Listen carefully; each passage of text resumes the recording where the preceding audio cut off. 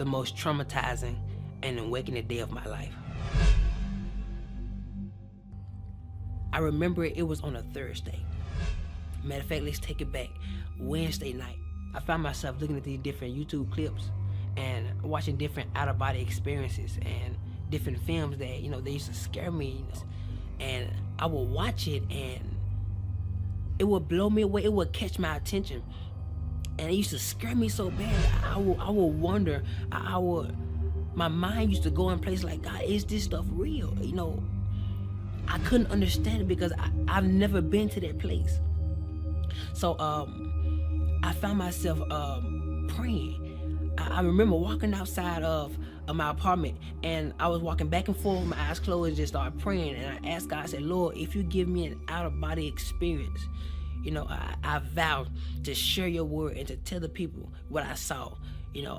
Not expecting that God was going to respond back to that, because I was just praying out. I was just praying, not actually looking for a response. And after that night, the next morning, that Thursday, October the 2nd, I had a dream. And my spirit left my body. It was like I was in my apartment and my spirit got pulled out of my body. And I would go in these different transits, bright color lights.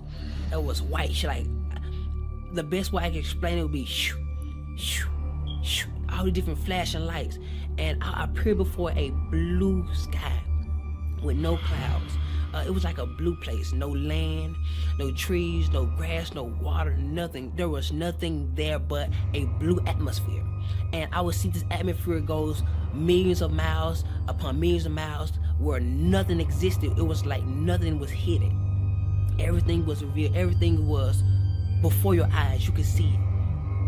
And we was in this clear kind of body form, some form of light, as you would refer to a soul or a spirit, and I could see through. It was so transparent, and in front of me was thousands among thousands similar to what I was, and thousands among thousands behind me. And I knew that it was some form of a soul.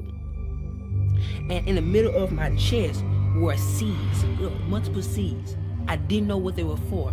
And I realized that I was the only being that could actually move out of my place and look and observe, smell, taste, feel. All my senses were active at this point. And so, I began to look around and to observe the things that I saw, not knowing that this was a dream. I thought this was reality. I thought this was actually happening, and I looked forward, and there was this great shadow way in front of me, way at the end of the line. It was like 1,000 people in front of me, and there was a shadow, a great big shadow, but it had no detail. It was like as a vapor, and I could see that it was a shadow of something that was in the front. And I had many questions at this point in this dream, and out of nowhere, I heard these words: "Depart from me." And this galaxy, this portal, I don't know what to call it, on the right side of God, or Jesus Christ, whoever you decide to identify that spot of judgment, on the right side of him, there was this big portal that opened up, and there will be stones of fire. Normally when you get a lighter and you cut it on, try to spark a flame, but instead of fire, it was stones. And they will leak out of this portal. And whoever that guy said, "Depart from me," flew down this place. And the stones were so hot that it would burn everybody outside of that portal. On the left side of our body or our form, it would burn us. And everybody would be like, "Ooh," like as if it was so cold or so hot. You would tell somebody to close that door. It's too cold. That's how hot it was. And the portal closed. And then he sent them so fast that the screams were late. I heard, "Ah!" Like it was like, "Depart from me," and it closed up.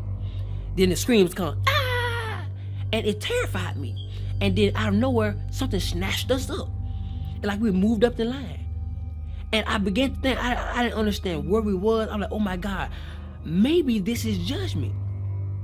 Yeah, I had many questions, and I would hear, "Depart me," "Depart me," "Depart from me," boo. And all these different people will be sent to hell. And the part that scared me the most was the people that were getting judged. You could hear when God was talking to them, and you could hear everything they got judged from. So if somebody went to hell for something that you knew you struggled with in your life, you know where you were going.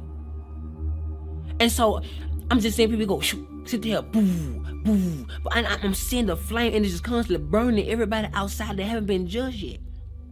And I could hear some of the people talking to God. And I remember there was a woman, blonde hair, and God was talking to her. He said, I'm not judging you for what you put on Facebook, but I'm judging you on how everybody else received it. 300,000 people were led astray by one of her Facebook posts. And he said their blood was on her hands.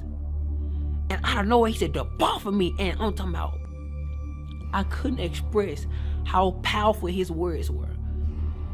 It's as if he said, depart from me, and everything shook. Boom. And she was sent with great force. And the portal opened up. Boom. She would go fly. And it would close. And the screams was so late. It terrified me. People, adultery, fornication, so many different things that I could actually hear. And people in front of me were terrified because a lot of those people were struggling or went through the same situation, and they never repented. So 1,000 sent here. They would go. They were flying. They was flying so fast. I've never seen something so fast. And it got to the point where I was next in line, and he called me up, and he started talking to me. And keep in mind that our life held us hand to hand. So anything we did in our life, our life testified against us. So you couldn't lie because your life testified. Say, yes, you did this at this time, yes, you did. And whenever God would speak to me, you would see a big screen, like you would see as if whatever God says, it comes to life. And so he started talking to me, and he started telling me everything that I could have did better. And at this point, I'm like, okay, God, I could have did this better. I did it, I did okay with it, but I could have did better. So he began to say other things, and he brought up this specific woman. And he asked me, why didn't I forgive her? And he gave me her specific name. I'm not going to say it. He gave me her specific name. And I knew exactly what he was talking about. He asked me, why didn't I forgive her? I said, I did, God. I did forgive her. He said, well, if you forgave her, when you get on the phone and talk to her, why is it that you treat her like the situation happened all over again? And I'm like, God, but I did forgive her. He said, well, if you forgave her, why are those seeds still in your chest? And I looked down. I was like, oh my God. That's what those are for. Those are seeds of what I did in my life. The things I didn't forgive. So he was talking to me, and I was like, oh my God. And he told me, he looked at me and said, because you didn't forgive her, I didn't forgive you some of your sins. And I was like, oh my God. And he started telling me so many other things, and he ain't told me not one good thing yet. And at this point, I'm getting terrified because my mind is starting now going to a place where I'm imagining how hot this fire is going to be when this portal open. And so, I'm scared. I didn't know how to explain how terrified I was. Words can't describe. When you meet God face, words can't describe how terrifying it is to look your Creator face to face. Where there's nothing hid from Him. There's nothing. Your inner thoughts are revealed before Him. Your perception, how you feel, everything that you hosted in this body is presented before Him. And so, I got to a point where I didn't want to hear God no more. I was just really turning my head because I was afraid that, it's already made his mind up. I was so afraid. And so I turned my head, and he would just constantly tell me everything that I didn't do right, or I should have did better. And at this point, I knew I was going to hell. I knew it. I was fully persuaded that this was it. So I turned my head, and I was like, I don't want to hear no more of it. My mind, I don't hear. I'm just really trying to imagine how hot hell is going to be. I'm like, oh my God, Lord. I have no more chance. If I go down there, I can't come back. Like, Lord, please don't send me to hell. Please, like, God, please. I'm begging you, and I'm more terrified. I was more terrified than I can express. And so I turned my head, and at this point, I no longer wanted to hear what he had to say, because I knew at this point, I was going to hell. And I would have my head turned, and out of nowhere, there was this one feeling that would come over the interface of my soul. And I would turn my head, and it would go in slow motion, and the tears would fly from my face. And I looked at God, and I was looking at his judgment. What was going to be my judgment?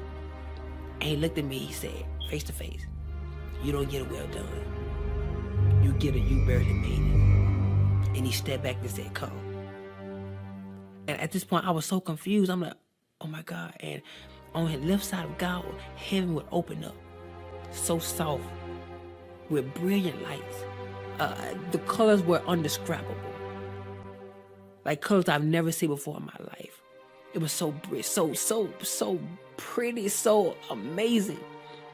And the colors would blossom as they grow, and as they grew, and the heaven will open up so gentle. And I will walk toward that direction, and my hand would go in the portal. And when my hand went through, it got bigger. My arm went through, it got bigger. It was like I was growing into a mature state of a glorified body. And so my leg went through, and it got bigger. And you can see how big I got on the other side. And how my soul was being transformed into a glorified body. And my body would go through it, and only piece that was left behind was my leg. And right before my last foot got in, I woke up. The dream scared me so bad. I was underneath our living room table for hours. I was so terrified. I was terrified to move. I was terrified to do anything, because I was afraid it was going to be added to my judgment. I thought that was the judgment. That didn't feel like a dream. I could feel, I could taste, I could tell you how it made me feel. Everything was so alive in the dream. And at that moment, I was asking God, why did you give me this dream? He said, because I want you to warn my people that the things which you saw are the things that shall be. And I didn't realize that what I prayed for and the vow I made before God, that he was going to fulfill it. Now he's looking for my end to be fulfilled. So that's why I'm here talking to you right now. Forgive. Let go. I couldn't describe how many people that allow for unforgiveness to grow in them, and it caused a bitterness, which caused them to do things that they got judged for. That thing caused them not to make it to heaven. I was terrified. It was so many people went to hell. And it felt like I was the first one. Like God was, it was thousands among thousands of people in front of me. That is scary to me. So today I encourage you to get it right with God. Get it right with your fellow friends, your enemies, the church hurt that causing you to attack people in silence. Go get it right, because hell is not worth it. God scared me so bad in this dream, but I knew it was for a reason. So today, choose love.